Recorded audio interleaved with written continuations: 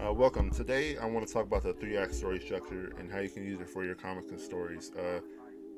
Just this recently, I actually created a short comic uh, around my character using this three-act structure. So I want to make a video about the three-act structure, story structure, and help you tell stories with this story structure.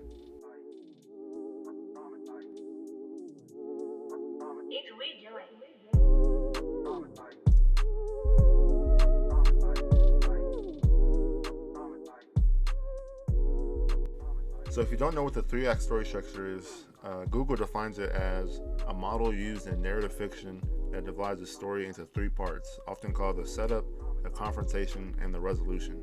And that's basically it. Google calls it the setup, confrontation, and resolution, but I'm just going to call it the beginning, the middle, and the end of the story. And that is basically the three-act structure. And that's what I use for this comic that I'm going to show you after this, and what I'll be using for this video. So when you're ready to write your story and you want to use the three-act structure, you start by writing the beginning, obviously.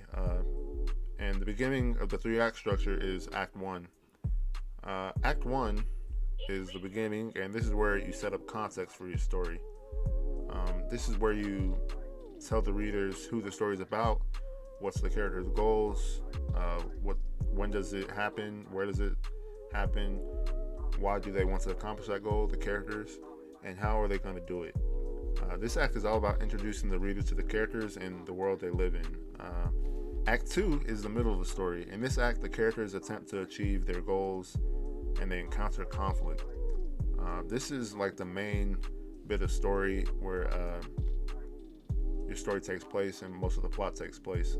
Act 2 takes up about 50% of the story, while Act 1 and Act 3 take up 25%. So 50, 25, 25, 100% of the story.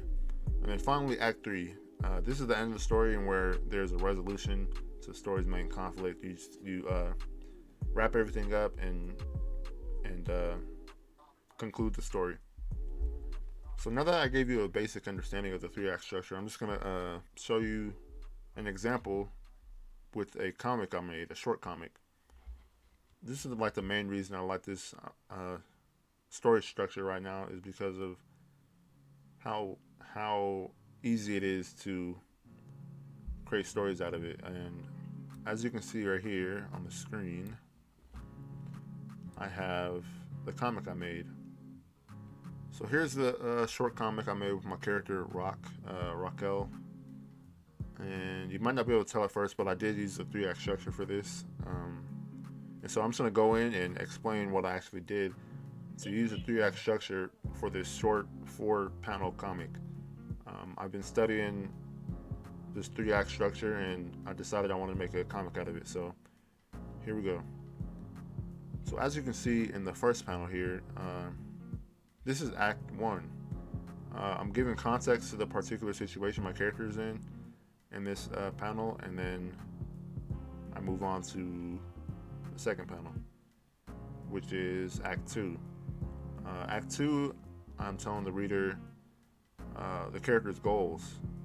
In this case, I'm telling you about the guy who's trying to rob my character Rock. In panel 3, this is also Act 2. This panel acts as the conflict of the story and where the main action against the character is taking place. And then finally, panel 4 is the resolution, and that is Act 3. Of course, the ending of the story and how I wrap things up.